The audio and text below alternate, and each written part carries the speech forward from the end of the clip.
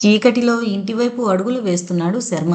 అతనికి తెలీదు భుజంగరావు తనను అనుసరిస్తున్నాడనే విషయం. ఆ విషయం ఏమాత్రం ముందుగా తెలిసినా శర్మ కాస్త జాగ్రత్త వహించుండేవాడు. ఇప్పుడతను జాగ్రత్త తీసుకోవడానికి ఏమాత్రం అవకాశం లేకపోయింది. వేగంగా దూసుకొచ్చిన ఫియట్ అతని పక్కన ఆగింది. మెరుపు వేగంతో మల్లేశం కదిలాడు. అతని కదలికలు శర్మ గమనించలేకపోయాడు.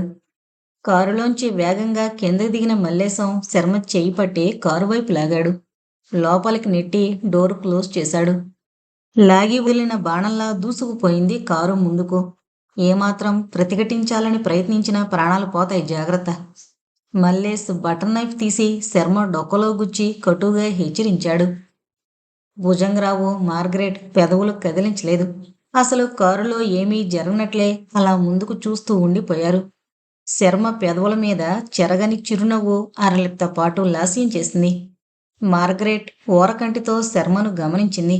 అతని ముఖంలో ఎలాంటి తొట్రుపాటు కనిపించకపోవడంతో ఆశ్చర్యపోయింది. అసలు ఏమాత్రం కలవరపాటు కూడా లేదు అతనిలో. కారు వేగంగా దూసుకు వెళుతూనే ఉంది. అరగంట ప్రయాణం తర్వాత కారు ఒక పెద్ద బంగ్లాలోని పోర్టికోలోకి వెళ్ళి ఆగింది. కింద దిగు, మల్లేశం కత్తి వెనక్కి తీయకుండానే చెప్పాడు. శర్మ ఎలాంటి ప్రతిఘటనకు పూనుకోలేదు. నెమ్మదిగా దిగాడు కిందకి. పద లోపలికి. అప్పుడే బంగ్లా మెయిన్ డోర్ ఓపెన్ అయింది. ఆయుధాలు చేతుల్లో ధరించిన నలుగురు వ్యక్తులు వెలుపలకొచ్చి నిల్చున్నారు. వారి వెనకొచ్చాడు నవ్వుతో రామప్ప గౌడ. అతని ముఖంలో ఓ విధమైన క్రూరత్వం తొంగి చూస్తోంది. భుజంగరావు గారు, ఇతను సందిగ్ధంగా అడిగాడు. లోపలికి పదగౌడ, నీ అనుమానం తీరిపోతుంది అంటూ మల్లేశానికి సైగ చేశాడు. అందరూ లోపలికి కదిలారు. లోపల, చూడు మిస్టర్, నీ పేరేంటి, ఏ ప్రాంతం, హైదరాబాద్లో ఎందుకు అడుగు పెట్టావు? ఆ ప్రశ్నలు భుజంగరావు అడిగాడు. చిరునవ్వే సమాధానం కాని పెదవులు విప్పలేదు శర్మ. సార్, మీరు సై అనండి, వీడి చేత నిజం నేను కక్కిస్తాను. వాడిని అడుక్కోవడం శుద్ధ దండగా. తొందరపడకు మల్లేశం, నీకు అన్ని విషయాల్లోనూ తొందరే, కాస్త సీరియస్గా అన్నాడు భుజంగరావు. అయిష్టంగానే వెనక్కి తగ్గాడు మల్లేశం. నీ పేరు శర్మ అన్నావు కదా ఇందాక? ఆ ప్రశ్నకు నవ్వాడు శర్మ. జవాబు మాత్రం ఇవ్వలేదు. జవాబివ్వు మిస్టర్. నువ్వు పెదవులు విప్పనంత మాత్రాన నీ ద్వారా నిజాలు రాబట్లేమని అనుకోవడం నీ అమాయకత్వం. ఏమంటావు? భుజంగరావు గారు, మీరు నన్ను నిర్బంధించి ప్రయోజనం లేదు. నా నుండి మీకెలాంటి వివరాలు తెలియవు. అంతేకాదు, మీలాంటి వారు నన్ను బంధించడం అంత సులభం కాదు. ఎందుకంటే దుష్ట శిక్షణ చేయడం కోసం నేను ఈ భూమి మీద అవతరించిన వ్యక్తిని. ఈ యుగంలో నాలాంటి వారు కొందరు ఆవిర్భవిస్తూనే ఉంటారు. మీలాంటి వారి పతనం జరుగుతూనే ఉంటుంది. ఆ మాటలని కళ్ళు మూసుకున్నాడు శర్మ. మానుపడిపోయాడు భుజంగరావు. రామప్పగౌడ, మల్లేశం షాక్ తిన్నట్టుండిపోయారు కొద్ది క్షణాల పాటు. ఏం చేద్దాం గౌడ? భుజంగరావు అడిగాడు. వీణ్ణి ఇలాగే బంధించి ఉంచడం తప్ప ఇప్పట్లో మనం చేయగలిగిందేమీ లేదు. శర్మను అక్కడే బంధించుంచి అందరూ వెలుపలికి నడిచారు. అదే టైంలో ఏదో ఒక వినూత్నమైన కొత్త శక్తి తన శరీరంలోకి ప్రవేశించినట్లు శర్మ తన చేతుల్ని విదిలించాడు. అతన్ని కట్టుంచిన రోప్స్ తెగిపోయి కింద పడ్డాయి. ఒక మానవాతీతమైన శక్తి తనలో ప్రవేశించిన విధంగా ద్వారం వైపు నడిచాడు. ఆ క్షణాల్లో అతనొక రోబోట్లా కనిపిస్తున్నాడు. ఆ గది తలుపులు వెలుపల లాక్ చేయబడున్న విషయం అతనికి తెలీదు. అయినా అతనికి ఆ విషయం పట్టనట్లే తలుపు మీద కుడిచేతి నుంచాడు. చిన్న శబ్దం.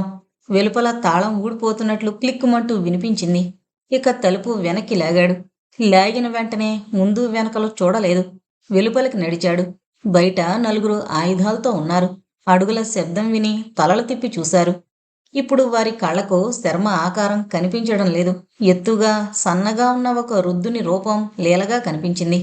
అతని వెంట్రుకలు, గోళ్ళు చూడగానే భయంతో అలా నిలువుగుడ్లుంచుకుని చూస్తుండిపోయారు. వారిని గురించి పట్టించుకోకుండా శర్మ కదిలాడు వెలుపలికి. వాస్తవంలో శర్మ వారికి అలా కనిపించాడు. అది స్వామి గొప్పతనం మాత్రమే. కొన్ని సంఘటనలు మన కళ్ళెదుట జరుగుతున్నా నమ్మలేకపోవచ్చు. అక్కడి గాంభీర్యత చోటు చేసుకునింది. ముఖ్యంగా అక్కడున్న వారెవరూ జరిగిన సంఘటనను ఇంకా జీర్ణం చేసుకోలేకపోతున్నారు. బలమైన నైలాన్ రోప్స్తో బంధించబడిన శర్మ ఎలా బయటపడింది వారికో పట్టాన అంతుపట్టడం లేదు. కొన్ని సంఘటనలు కొందరికి ఓ పట్టాన అంత సులభంగా అర్థం కావు. భుజంగరావు గారు, జాన్ చెప్పిన ఆ విదేశీయులకు మనకు వ్యతిరేకంగా పనిచేస్తున్నాడని నా అభిప్రాయం. గౌడ, నీ మాటలు యథార్థాలే అయినా మన స్థావరంలోకి అడుగు పెట్టడం అది రహస్యంగా సాధ్యం కాదు. ఎందుకంటే ఇక్కడ కాపలా చాలా పటిష్టంగా ఉంటుంది. భుజంగరావు మాటల్లో దర్పం తొంగి చూసింది. రామప్ప గౌడ తదితరులు అతని మాటలకు జవాబివ్వలేదు. కొంత సమయం మౌనంగా ఉండిపోయిన భుజంగరావు ఒక నిర్ణయానికొచ్చిన వాళ్ళ ఫోన్ వైపు నడిచాడు. ఇప్పుడు ఫోన్లో అతను కాంటాక్టు చేయబోతోంది మల్లేశాన్ని, ముఖ్యంగా శర్మ విషయం తెలుసుకోవడానికి. అదే టైంలో ఎస్ఐ సత్యమూర్తి శర్మ ఇంటి పరిసరాల్లో తచ్చాడుతున్నాడు. మఫ్టీలో ఉన్నాడతను. భవానీ, నా మాటలు కదలికలు నీకు కొన్ని అర్థం కాకపోవచ్చు. అర్థం కాకపోవడమే మంచిది. నువ్వు ప్రతి విషయానికి కలవరపడకు. ఏది ఎలా జరగాలో అలాగే జరుగుతుంది. నేను పని మీద వెళుతున్నాను. ఇంటి వద్ద జాగ్రత్త. అన్నయ్య, నాకెందుకో భయంగా ఉంది, భవానీ కంపిత స్వరంతో అంది. ఆశ్చర్యపోతూ శర్మ అదోలా చెల్లెలి ముఖం వంక చూశాడు. చూడు చెల్లాయ్, భయం అనేది ఒక విధమైన మానసిక రుగ్మత. దానికి మనం లొంగనేకూడదు. పొరపాటున లొంగడం అంటూ జరిగితే ఇక ఏ పని సాధించలేం. ఆ విషయం గుర్తుంచుకో. తన మాటల్లో కానీ ముఖంలో కానీ ఎలాంటి ప్రత్యేకత కనబరచకుండా జాగ్రత్తగా చెప్పాడు శర్మ. భవాని మౌనంగా తలవాల్చుకుంది. ఇక ఆలస్యం చేయకుండా వీధిలోకి నడిచాడు శర్మ. ఇప్పుడు అతను ఆలోచిస్తోంది మల్లేశాన్ని గురించి. అదే టైంలో మల్లేశం భుజంగరావు సలహా మీద శర్మను మొట్టుపెట్టడానికి బయలుదేరాడు. ఆ విషయం తెలుసుకోగలిగాడు శర్మ. తన చేతులతో తాను మల్లేశాన్ని చంపకూడదు, కానీ అలాంటి సంఘ విద్రోహకర శక్తులు జీవించున్నంత వరకు సమాజంలో శాంతి భద్రతలు ఉండవు. భుజంగరావు లాంటి వారికి బుద్ధి రావాలంటే మల్లేశం లాంటి దుష్టశక్తులు సమసిపోవలసిందే. ప్రత్యామ్నాయం అంటూ మరో మార్గం లేదు. తీవ్రమైన ఆలోచనల మధ్య శర్మ బస్టాప్కి సమీపించాడు. టైం 8 గంటలు దాటిపోయింది. స్ట్రీట్ లైట్స్ వెలుతురులో నున్నటి రోడ్డు మీద రకరకాల వాహనాలు శర వేగంతో దూసుకు వెళుతున్నాయి. ఆ రద్దీని చూస్తూ బస్సులో నిల్చున్నాడు శర్మ. ఒక మారుతి కారు రయ్యమంటూ దూసుకొచ్చి బస్టాప్ దగ్గర ఆగింది. కారులోంచే 2 అమ్మాయిలు కిందకు దిగారు. శర్మ వారినే చూస్తున్నాడు. అతని సుదీర్ఘమైన ఆలోచనలు ఎక్కడో ఉన్నాయి. మంజు మళ్ళీ ఎప్పుడు రాక? ఇద్దరిలో ఒక అమ్మాయి అడిగింది. ఆ మాటలు బస్టాప్లోని వారికి ఎవరికీ వినిపించడం లేదు, కానీ శర్మ మాత్రం వినగలుగుతున్నాడు. విజ్జి ఇప్పుడప్పుడే రాలేకపోవచ్చు. త్వరలోనే పెళ్లి నిశ్చయం చేసేలా ఉన్నాడు డాడీ. ఇక ఎలా రాను? ఓకే, పెళ్లికి నేనే ఎలాగో వస్తాను. బస్సు వస్తోంది విజ్జి, బాయ్ అంటూ మంజుల అనే అమ్మాయి బస్టాప్లోకి పరుగులు పెట్టింది. అప్రయత్నంగా శర్మ దృష్టి కారు దగ్గర నిల్చునున్న యువతి మీద కేంద్రీకృతమైంది. అది 2 నిమిషాల పాటు. అదే టైంలో ఆ అమ్మాయి చూపులు కూడా శర్మ మీద నిలిచాయి. నవ్వాడు శర్మ. బస్సులో మంజుల వెళ్ళిపోయింది. శర్మ కళ్ళల్లోని తీక్షణతలో కలిగిన శక్తి ఏంటో విజ్జికి అర్థం కాకపోయింది. అయినా కళ్ళార్పకుండా అలాగే నిర్నిమేషంగా చూస్తూ కదలకలేని బొమ్మలా ఉండిపోయింది. విజ్జి సిటీలోనే ప్రముఖ ప్రజాస్వామ్యవాదిగా, గొప్ప సంఘ సంస్కృతగా పేరుబడిన దయాకరం గారి ఏకైక కుమార్తె. శర్మ తనలోని మానవాతీత శక్తి ద్వారా విజ్జి ఎవరైంది, ఆ అమ్మాయి తండ్రి వ్యవహారం అంతా 2 క్షణాల్లో గ్రహించగలిగాడు. శర్మ తన వైపు కదిలి రావడం గమనించి ఆశ్చర్యంతో అతని వైపు చూసింది. అదే మూమెంట్లో భుజంగరావు అనుచరులు కొందరు కొరుకుడు పడకుండా తమకి అన్ని విధాలా అడ్డు తగులుతున్న ఎస్ఐ సత్యమూర్తిని కడతెరచాలని ఆ వైపు నుండి వస్తున్నారు. విజ్జి మీద దృష్టిని నిలిపి మరో ఆలోచన లేకుండా ఉండిపోయిన చతుర్నేత్ర అలియాస్ శర్మ ఏమాత్రం ముంచుకొస్తున్న ప్రమాదాన్ని ముందుగా తెలుసుకోలేకపోయాడు. తెలుసుకోగలుగుంటే ఎస్ఐ సత్యమూర్తి ప్రాణాలు దక్కేవి. చతుర్నేత్రను కార్నర్ చేస్తూ వచ్చిన సత్యమూర్తి బస్టాప్ వెనక భాగంలో ఒంటరిగా నిల్చునున్నాడా టైంలో. అతని చూపులు పూర్తిగా విజ్జి మీద, స్వామి చతుర్నేత్ర మీద కేంద్రీకృతమై ఉన్నాయి. అప్పుడు జరిగింది ఆ దుస్సంఘటన.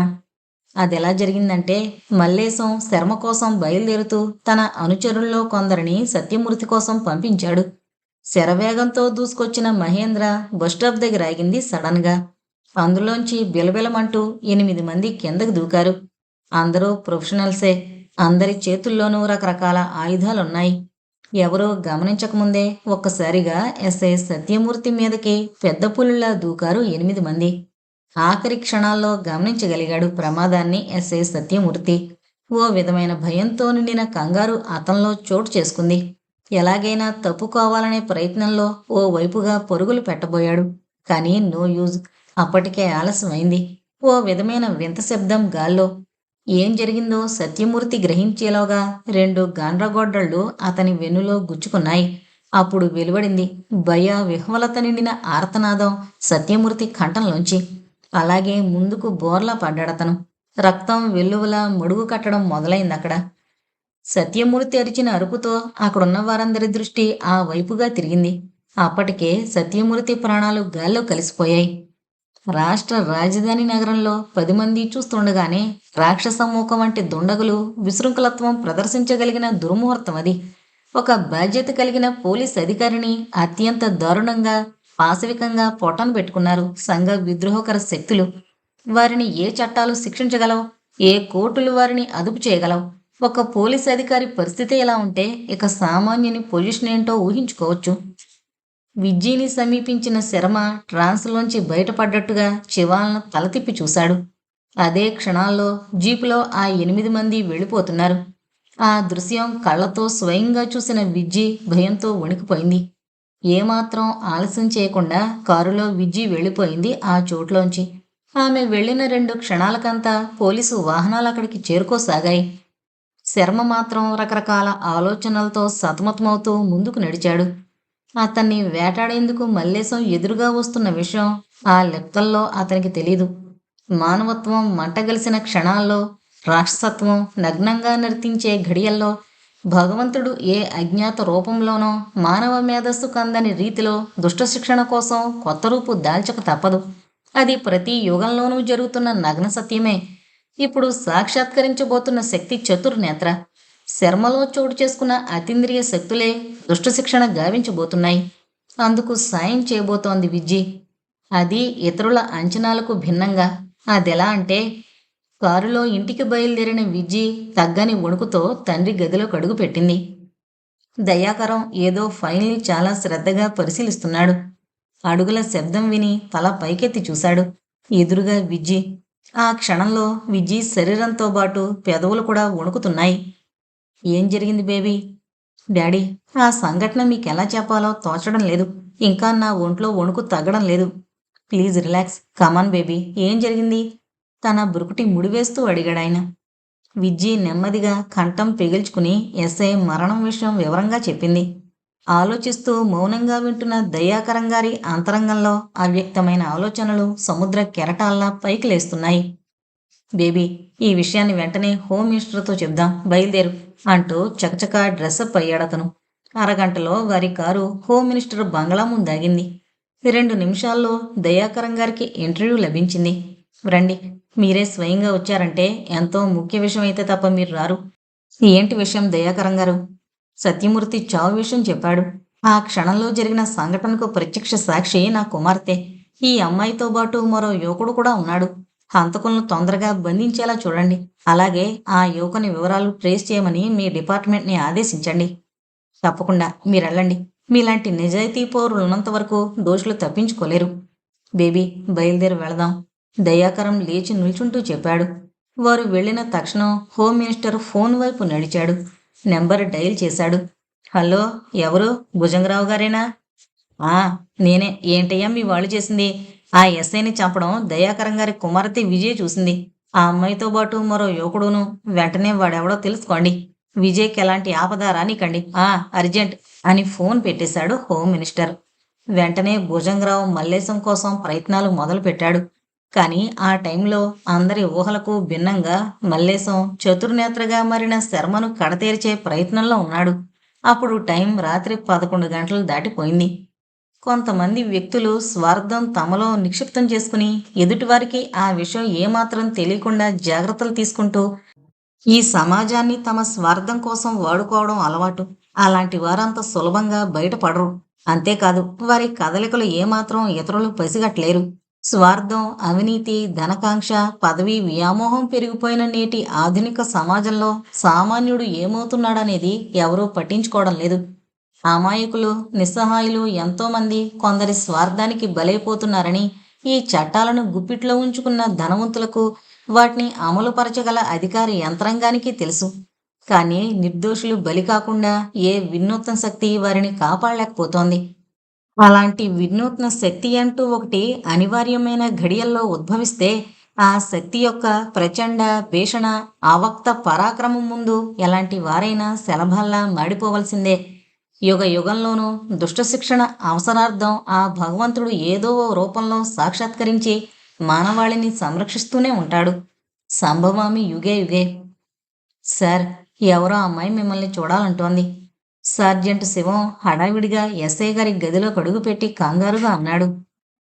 ఫైల్లోంచి తలెత్తి విసుగ్గా చూశాడు ఎస్ఐ. రమ్మను. దేశాన్ని ఉద్ధరించేందుకున్న ఏకైక వ్యక్తి తనే అనే ధోరణిలో చెప్పాడు. లెండి నా కొడక, నీ అంతు ఎవరో ఒకరు చూస్తారు, తొందరపడకు అన్నట్టు చూసి వెలుపలికి కదిలాడు శివం. ఆ ఎస్ఐ పేరు పరాంకుశం. అంకుశం లాంటి వాడే. కంగారుగా లోనికి అడుగు పెట్టింది విజయ. తనను తాను పరిచయం చేసుకుంది. దయాకరం గారి కుమార్తె అని తెలియగానే తొట్రుపాటుతో సీట్లో సర్దుకుని విజయ్కు సీట్ ఆఫర్ చేశాడు ఎస్ఐ పరాంకుశం. చెప్పండి మేడం, వాట్ హ్యాపెండ్? విజయ అందమైన ముఖం వంక రెప్పవాల్చకుండా చూస్తూ అడిగాడు పరాంకుశం. అతని చూపుల్లో దగిన క్రూరత్వం విజయ పసిగట్టలేకపోయింది. తను చూసిన హత్యను గురించి వివరంగా తెలియజేసింది విజయ. పరాంకుశం జాగ్రత్తగా విన్నాడు. అలాగే మేడం, హంతకులు ఎవరైనా గాని త్వరలోనే బంధించే ఏర్పాటు చేస్తాం, మీరెళ్ళండి. విజయ స్టేషన్లోంచి బయటకు రాగానే పరాంకుశం ఫోన్ అందుకున్నాడు.